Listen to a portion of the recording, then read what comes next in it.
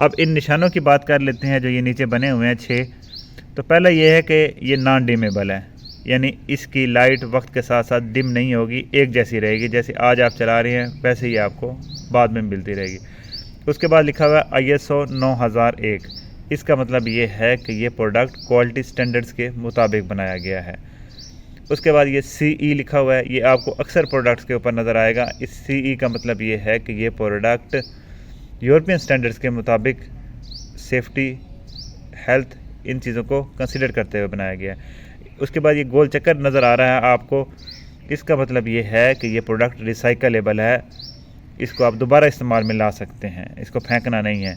आगे डस्टबिन के ऊपर कांटे का निशान लगा हुआ है, यानी इसको आपने डस्टबिन में नहीं फेंकना, जब ये इस्तेमाल हो जाए, बेशक ये जल जाए, इसके अंदर जो सर्किट है वो आप इस्तेमाल में ला सकते हैं और ये इन्वायरमेंट के लिए पॉल्यूशन का बायस बनता है।